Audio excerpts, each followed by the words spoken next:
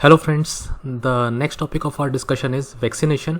Vaccination क्या होती है, वैक्सीन्स क्या होते हैं, वैक्सीन के टाइप्स क्या हैं, ठीक है, वैक्सीन कैसे बनती है।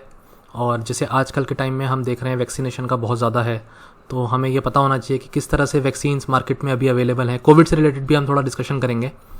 Antibodies, next topic is antibodies. Antibodies में हम देखेंगे कि एंटीबॉडीज़ के टाइप्स क्या हैं, एंटीबॉडीज़ का स्ट्रक्चर क्या है, वैक्सीन कैसे हमारी बॉडी में एंटीबॉडीज़ बनाती है। चलिए शुरू करते हैं।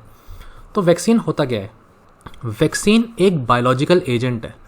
बायोलॉजिकल एजेंट अगर कहें तो इसका मतलब है कि हम अपनी बॉडी के अंदर क्या डाल रहे हैं, एक बायोलॉजिकल एजेंट डाल रहे हैं। कोई भी हो, वो वायरस हो सकता है, वो बैक्टीरिया हो सकता है, इट डजेंट मैटर। हम जिसके अगेंस्ट अपनी बॉडी को, इम्यून सिस्टम को एनहेंस करना चाह रहे हैं, उसको हम अपनी बॉडी में डाल सकते हैं, ठीक है। तो अगर हम अपनी बॉडी में ये बायोलॉजिकल एजेंट डालते हैं तो हम चाहते हैं कि वो डिजीज़ कॉज नहीं करे और हमारे इम्यून सिस्टम को क्या करे, बढ़ा दे। बस यही तो है ना वैक्सीनेशन। हमारा इम्यून सिस्टम तो बूस्ट हो जाए और हमारी बॉडी में डिजीज़ भी ना हो। तो इस तरीके के एक प्रोडक्ट को हम बोलते हैं वैक्सीन, जो हम बायोलॉजिकल एजेंट हमारी बॉडी में जाएगा और बॉडी में जाकर हमारी बॉडी में क्या करेगा, इम्यून सिस्टम को हमारे बूस्ट करेगा, ताकि फ्यूचर में कोई अगर एंटीजन आए, उस तरीके का पैथोजन आए हमारी बॉडी में, तो वो इन्फेक्शन कॉज नहीं कर सके। या तो हम डायरेक्टली यूज़ कर सकते हैं उसी तरीके के ऑर्गेनिज्म को, या उसके जैसा मिलता जुलता कोई और स्ट्रक्चर भी हम अपनी बॉडी में डाल सकते हैं वैक्सीन की तरह। हमारा फंक्शन या काम वैक्सीन बनाने का सिर्फ इतना है कि वैक्सीन हमारी बॉडी में इम्यून सिस्टम को बूस्ट कर दे, दैट्स इट। जब ये इम्यून सिस्टम बूस्ट हो जाएगा, हमारी इम्यूनिटी बढ़ जाएगी उस पर्टिकुलर एंटीजन के अगेंस्ट, तो हम बोलेंगे कि हमने इम्यूनाइजेशन गेन कर लिया है। वो एक्शन जहाँ पर हमारी बॉडी का, किसी एनिमल की बॉडी का इम्यून सिस्टम बूस्ट हो गया है, उसे हम बोलेंगे इम्यूनाइजेशन। अब वैक्सीन कितने तरीके की होती है? वैक्सीन बनाने के लिए हम 3 तरीके की अप्रोचेस को यूज़ कर सकते हैं। सबसे पहला, या तो हम पूरा का पूरा वायरस ले लें या पूरा बैक्टीरिया ले लें। ये पूरा का पूरा वायरस या पूरा का पूरा बैक्टीरिया हम अपनी बॉडी में डाल सकते हैं और अपनी बॉडी में इम्यून सिस्टम को बढ़ा सकते हैं। दूसरा तरीका है कि हम कोई पार्ट्स ले लें हम उसके सरफेस के कुछ प्रोटीन्स ले लें या कुछ सब यूनिट्स, कुछ पार्ट्स ले लें और उन पार्ट्स को अपनी बॉडी में डालें। वो एंटीजन की तरह वर्क करेंगे और हमारी बॉडी में एंटीबॉडीज़ बनाएंगे। तीसरा तरीका है कि बस हम उसका जेनेटिक मटेरियल ले लें। उसका जेनेटिक मटेरियल हो सकता है आरएनए हो, राइबोन्यूक्लिक एसिड, या फिर डीएनए हो, डीऑक्सी राइबोन्यूक्लिक एसिड। ये जेनेटिक पार्ट बॉडी में जाए, ये बॉडी में जाकर प्रोटीन बनाए और उसके अगेंस्ट हमारी बॉडी में एंटीबॉडीज़ बन जाए। ये 3 मेन अप्रोचेस हैं। मैंने WHO की वेबसाइट से ये फोटोग्राफ्स लिए हैं। अब होल माइक्रो ऑर्गेनिज्म अप्रोच में हम सबसे पहले चलते हैं इनएक्टिवेटेड वैक्सीन। हमने पूरा ऑर्गेनिज्म लिया। हमारी अप्रोच कौन सी है? Whole organism, whole microbe approach. तो हमने पूरा ऑर्गेनिज्म लिया, तो उसमें सबसे पहले हम क्या करेंगे, हम चाहते हैं कि हमारी बॉडी में जब ये ऑर्गेनिज्म जाए तो डिजीज़ तो कॉज नहीं करे। तो उसके लिए हमें उसे क्या करना पड़ेगा, इनएक्टिवेट करना पड़ेगा। इनएक्टिवेट करने के तरीके हो सकते हैं, हम केमिकल्स यूज़ कर सकते हैं उसको इनएक्टिवेट करने के लिए, हीट यूज़ कर सकते हैं, रेडिएशन यूज़ कर सकते हैं। किसी भी तरीके से हमने उसको, उसकी पैथोजेनिसिटी को कम कर दिया, उसे वीक कर दिया किसी तरीके से, और इनएक्टिव कर दिया एक तरीके से। इनएक्टिव को दूसरा वर्ड बोलें तो बेसिकली उसे मार दिया। लेकिन उसके प्रोटीन्स तो रहेंगे और वो हमारी बॉडी में जाएंगे और हमारी बॉडी में जाके वो हमारे एंटीजन की तरह वर्क करेंगे और एंटीबॉडीज़ बनाएंगे। तो इसके अगर एग्जांपल देखें तो फ्लू वैक्सीन, पोलियो वैक्सीन या कोवैक्सीन जो हमारे भारत बायोटेक ने बनाई है, कोवैक्सीन, उस तरीके की वैक्सीन किस कैटेगरी में आएगी? इनएक्टिवेटेड वैक्सीन की कैटेगरी में। दूसरा है लाइव एटीन्यूएटेड वैक्सीन। एटीन्यूएटेड का मतलब होता है वीक करना। हमने ऑर्गेनिज्म को, माइक्रो ऑर्गेनिज्म को, वायरस को, बैक्टीरिया को मारा नहीं है, किल नहीं किया, हमने बस उसे वीक किया, लेकिन वो लाइव है, जिंदा है।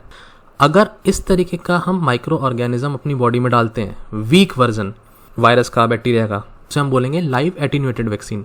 इसके एग्जांपल MMR वैक्सीन है, मीजल्स, मम्स, रुबेला की बच्चों में वैक्सीन लगती है, तो वो उसका एग्जांपल हो गया लाइव एटीन्यूएटेड वैक्सीन।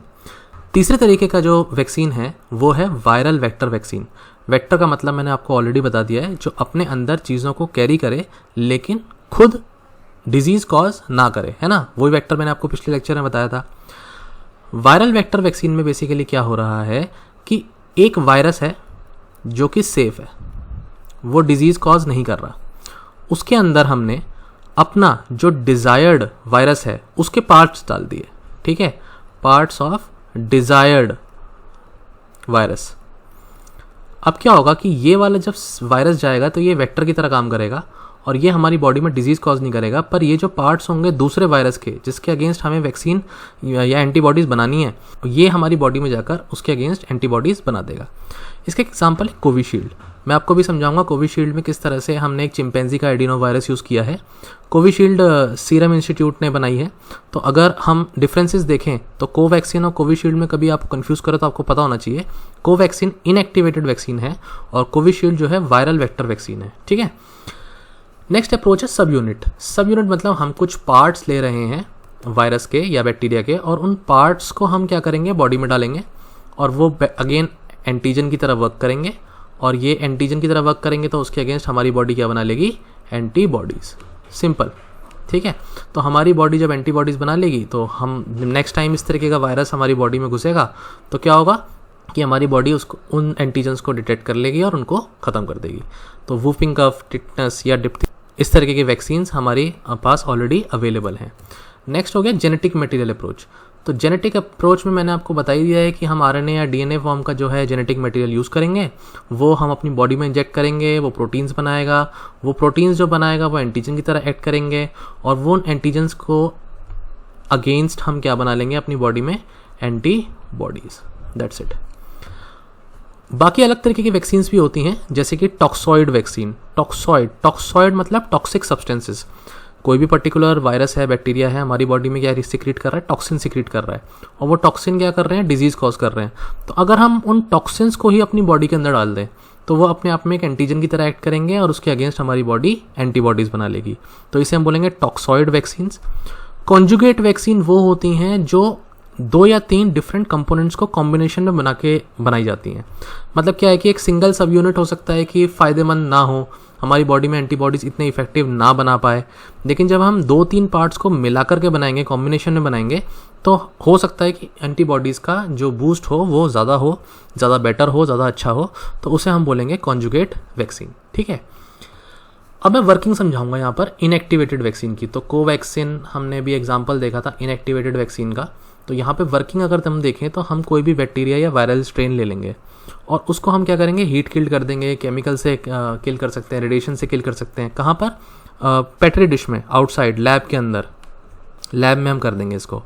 और उस तरीके के फिर इनएक्टिवेटेड फॉर्म को या किल्ड फॉर्म को हम बोलेंगे वैक्सीन और उसके हम अपनी बॉडी में क्या करेंगे, इंजेक्ट कर लेंगे। ये किल्ड है तो ये किसी भी तरीके से हमारी बॉडी में कोई भी इम्पैक्ट, वायरस जो है क्योंकि लाइव ही नहीं है, किल्ड है, तो हमारी बॉडी में फैलेगा ही नहीं और हमें कोई हार्म कॉज करेगा ही नहीं। अब क्या बनाएगा, ये बी सेल्स बनाएगा या एंटीबॉडीज़ बनाएगा। तो हमारी बॉडी में जो इम्यून रिस्पॉन्स होता है उसमें 2 तरीके की सेल्स होती हैं, एक होती हैं बी सेल्स और एक होती है टी सेल्स, ठीक है। तो ये हमारे इम्यून रिस्पॉन्स है।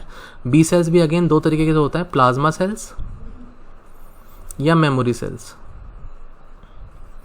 और टी सेल्स भी 2 तरीके की होती हैं, टी हेल्पर सेल्स और टी साइटोटॉक्सिक सेल्स। तो इतना तो नहीं याद रखना है आपको, बस ये पता होना चाहिए कि ये बी सेल्स ही होती हैं, प्लाज्मा सेल्स, जो एंटीबॉडीज़ हैं और ये हमारी बॉडी का इम्यून रिस्पॉन्स है और ये एक मेमोरी क्रिएट कर लेती हैं। यही सेल्स आपस में कन्वर्ट होकर कुछ टाइम के बाद मेमोरी बन जाती हैं कि अगली बार जब आएगा ना, दोबारा जब आएगा ये इस तरीके के एंटीजन तो देख लेंगे। एक टी हेल्पर के बारे में बताया था मैं छोटा सा पॉइंट कि HIV एड्स जो वायरस है ये हमारे टी हेल्पर सेल्स को मारता है। तो हम कह सकते हैं कि जिस इंडिविजुअल में जो इंडिविजुअल HIV पॉजिटिव है या जिसको एड्स है उसकी इम्यूनिटी बहुत वीक होती जाती है। उसका रीज़न है कि टी हेल्पर सेल्स उस केस में मरती जाती हैं, ठीक है। एक छोटा सा पॉइंट है। तो इनएक्टिवेटेड वैक्सीन्स का वर्किंग आपको समझ में आ गया, इस तरह से इम्यून रिस्पॉन्स हमारा इन्वोक कर जाएगा। नेक्स्ट है ये वायरल वेक्टर वैक्सीन। तो वायरल वेक्टर वैक्सीन का मैंने आपको एग्जांपल बताया था कोविशील्ड मैंने आपको इसका एग्जांपल बताया था। तो हो क्या रहा है कि कोविशील्ड में हमने वेक्टर यूज़ किया। वेक्टर कौन सा है, चिंपैंजी का एडिनो वायरस, ठीक है। ये इस तरीके का चिंपैंजी का एडिनो वायरस है और हमें पता है कि हमारा जो कोविड-19 है उसके अंदर स्पाइक प्रोटीन्स हैं। तो स्पाइक प्रोटीन के रिस्पॉन्सिबल कोई जीन होगी, क्योंकि हमें पता है जो जीन होती है वो क्या बनाती हैं, प्रोटीन्स बनाती हैं। और इस तरीके के स्पाइक प्रोटीन्स होते हैं, ये इस तरीके के प्रोटीन्स हैं। तो ये स्पाइक प्रोटीन सरफेस पे होते हैं, तो इसके रिस्पेक्ट में जो जीन है वो जीन हम लेंगे यहाँ से कोविड-19 हमारे वायरस से और चिंपैंजी के एडिनो वायरस में मिला देंगे, उसका नाम ये है, ठीक है। और इस तरीके से अब क्या होगा, हमारा ये वायरस तैयार हो जाएगा जो एडिनो वायरस है, जो सेफ है हमारी बॉडी में, लेकिन सरफेस पे कौन से उसके वो हैं, प्रोटीन्स हैं, स्पाइक प्रोटीन्स। ये कौन से वाले हैं, कोविड वाले। तो ऐसे 5 एपिटोप्स लिए हैं। एपिटोप क्या होता है, एक पार्ट है, ठीक है, एक पार्ट है एपिटोप। जो भी हमारे स्पाइक प्रोटीन्स हैं उसको हम एपिटोप बोलेंगे, ये पार्ट्स हैं। तो अपनी ये वैक्सीन तैयार हो गई। अब इस वैक्सीन का फिर नाम कॉम्बिनेशन में क्या रखा गया, ये जो नाम था इसका एडिनो वायरस का, और कोविड-19 भी रख दिया। और फिर इसको हमने अपनी बॉडी में इंजेक्ट कर दिया। जब हमने अपनी बॉडी में इंजेक्ट किया तो बॉडी में कौन से प्रोटीन गए, स्पाइक प्रोटीन गए। ये स्पाइक प्रोटीन किस तरह से ऐड करेंगे, एंटीजन की तरह ऐड करेंगे। और ये स्पाइक प्रोटीन जब एंटीजन की तरह ऐड करेंगे तो हमारी बॉडी इसमें क्या बना लेगी, antibodies. That's it, this is the working, this is the functioning of the viral vector vaccines. Naturally क्या होता है, हमारी इम्यून रिस्पॉन्स कैसे बूस्ट होता है, या नेचुरली जब हमारी बॉडी में इन्फेक्शन होता है तो हमारी बॉडी कैसे रिएक्ट करती है, वो मैं आपको समझाता हूँ यहाँ पर। जैसे कि मान लो किसी को चिकन पॉक्स हुआ, बहुत ही कॉमन है चिकन पॉक्स, या कोई और पर्टिकुलर वायरस से अटैक हुआ, कोविड हुआ, कुछ भी ले लो। तो हमारी बॉडी में क्या होता है कि जब भी इन्फेक्शन हुआ, इनिशियल एक्सपोजर हुआ, सबसे पहला यहाँ पर इनिशियल एक्सपोजर एंटीजन का, तो हमारी बॉडी की टेंडेंसी है कि वो अपने आप ही कोशिश करता है लड़ाई करने की। वो कोशिश करता है एंटीबॉडीज़ खुद से बनाने की। लेकिन ये ना प्रोसेस बहुत ही स्लो है। आप देख रहे हो कि हमारी बॉडी में जो एंटीबॉडीज़ हैं वो कितनी स्लो हैं, कितनी कम बनी। और जब तक वो एंटीबॉडीज़ लड़ाई करने के लिए तैयार होती हैं तब तक हमें क्या हो जाती है, डिजीज़ हो जाती है, डिजीज़ हमें हो चुकी है, ठीक है। लेकिन जब सेकेंड टाइम इस पर्टिकुलर एंटीजन का एक्सपोजर होता है, सेकेंड टाइम यहाँ पर, तो हमारी बॉडी को ये बात पता होती है कि ये पर्टिकुलर एंटीजन जो है हमारे को नुकसान पहुंचाने वाला है। तो वो हमारी बॉडी एडवांस में तैयार हो जाती है और इस बार जो रिस्पांस होता है वो बहुत फास्टर होता है और एकदम से इम्यून रिस्पांस शूट करता है और इस कंडीशन में हमें डिजीज़ नहीं हो पाती। तो ऐसा बोला जाता है कि भाई चिकन पॉक्स एक बार अगर हो गया है तो दोबारा नहीं होगा। उसका रीज़न ये है कि नेक्स्ट टाइम जब वो एंटीजन हमारी बॉडी में आएगा तो हमारा इम्यून रिस्पांस एकदम से शूट अप करके, क्योंकि वो पहचानता है पिछली बार तो डिजीज़ कॉज करके गया था भाई, तो हम जो है डिजीज़ कॉज नहीं होने देंगे इस बार। अब अगर यही चीज़ हम देखें वैक्सीन के केस में, तो जब आपको वैक्सीनेशन लगी, जब आपको पहला शॉट कहते हैं कि वैक्सीनेशन का लगा, तो वो बिल्कुल वैसे ही एक्ट करता है जैसे प्राइमरी रिस्पॉन्स है। तो हमारी बॉडी में एंटीबॉडीज़ एकदम से नहीं बनती, एंटीबॉडीज़ हमारी बॉडी में एकदम से नहीं बनेंगी, वो बहुत ही स्लोली बनेंगी। तो कुछ लोगों को क्या हुआ है कि उनको फर्स्ट शॉट वैक्सीन का लगा तो उनको लगा बस अब तो हम एकदम कोरोना से जो है बच गए हैं, अब तो हमें कोरोना टच भी नहीं कर सकता। बट देन हमने देखा कि उनको फिर भी जो है कोरोना वायरस से इन्फेक्शन हुआ। तो उसका रीज़न यही था कि वो केयरलेस हो गए थोड़ा सा। वैक्सीनेशन फर्स्ट शॉट लगने का मतलब ये नहीं है कि आपकी बॉडी में एंटीबॉडीज़ एकदम से बन जाएंगी। हाँ, एंटीबॉडीज़ बननी शुरू हो गई, आपकी बॉडी ने पहचान लिया कि इस तरीके का एंटीजन एग्जिस्ट करता है और अगली बार अगर आएगा तो आपका बॉडी का इम्यून रिस्पॉन्स बेटर एक्ट करेगा उस पर अटैक करने के लिए। सेकेंड वैक्सीनेशन का जब शॉट लगता है आपको, तो उस केस में क्या होता है, आपकी बॉडी सेकेंडरी इम्यून रिस्पॉन्स की तरह एक्ट करती है, जहाँ बहुत तेज़ी से और बहुत ज़्यादा लंबे समय तक आपकी बॉडीज़ में एंटीबॉडीज़ बनती हैं। तो ये एक सेकेंड शॉट लगने के बाद हम कह सकते हैं कि हाँ, बॉडी में एंटीबॉडीज़ बहुत अच्छे से बन गई हैं और अब आपकी बॉडी ज़्यादा बेटर प्रिपेयर्ड है किसी पर्टिकुलर एंटीजन को कंट्रोल करने के लिए या उसको अटैक को झेलने के लिए। ठीक है, कभी कभी ऐसा भी होता है वन शॉट सेकंड शॉट के बाद भी कुछ बूस्टर लगते हैं और वो बूस्टर भी इसीलिए होते हैं ताकि आपकी बॉडी का एंटीबॉडीज़ बनती रहें, आपकी बॉडी को पता रहे कि ये पर्टिकुलर एंटीजन आपकी बॉडी में आएगा तो आपकी बॉडी को एंटीबॉडीज़ वो बनानी है। देखो यहाँ पे ध्यान रखना कि एंटीजन एंटीबॉडी ना स्पेसिफिक होते हैं। ये ऐसा नहीं है कि चिकन पॉक्स के लिए एंटीजन आया था तो आपको दूसरी डिजीज़ से ही बचा लेगा। वो पर्टिकुलर स्ट्रेन, वो पर्टिकुलर एंटीजन ही पर्टिकुलर तरीके की एंटीबॉडीज़ बनाता है और हमें इस बात का ध्यान रखना है कि एंटीबॉडीज़ बहुत स्पेसिफिक होती हैं। ठीक है, तो ये वैक्सीन का फंडा है। वैक्सीन का फंडा हो या फिर ये नेचुरली इम्यून रिस्पॉन्स हो, हमारी बॉडी में सिमिलर वर्क करता है। वैक्सीन बस यही है कि हमारी बॉडी में डिजीज़ कॉज नहीं करती और डिजीज़ ना कॉज करते हुए भी हमारी बॉडी को इम्यूनिटी प्रोवाइड कर देती है। इन्फेक्शन होने के बाद इम्यूनिटी हो, इससे अच्छा है कि वैक्सीन लेके इम्यूनिटी गेन कर ली जाए। तो यहाँ पर एंटीबॉडी इंपॉर्टेंट हो जाता है टॉपिक कि एंटीबॉडी क्या है, एंटीबॉडी का स्ट्रक्चर क्या है। तो ये वाई शेप्ड प्रोटीन स्ट्रक्चर है। ठीक है, दिख रहा है ना, वाई शेप्ड प्रोटीन स्ट्रक्चर। तो इसमें 4 तरीके की चेन्स होती हैं। 2 तो हैवी चेन्स हैं, ये वाली 2 हैवी चेन्स हैं और ये वाली जो छोटी चेन्स हैं ये वाली हैं लाइट चेन्स। तो ये 4 चेन्स होती हैं, 2 हैवी चेन्स हैं, 2 लाइट चेन है, और इनकी बॉन्डिंग जो होती है वो सल्फ़र से होती है। तो सल्फ़र ब्रिजेस होते हैं जो इसको होल्ड करके रखते हैं स्ट्रक्चर को। ये वाला जो स्ट्रक्चर है यहाँ पर, ये दोनों तरफ, ये वेरिएबल रीजन होता है, यहाँ पर एंटीजन आके बाइंड करता है। तो आपको मैंने बोला कि ये एंटीबॉडी है, एंटीबॉडी एंटीजन से इंटरेक्ट करेगा, तो उसके इंटरेक्ट करने की कोई साइट होनी चाहिए। दिस इज़ द साइट जहाँ एंटीजन एंटीबॉडी इंटरेक्ट करते हैं। तो इन्हें हम इम्यूनोग्लोबुलिन्स भी कहते हैं।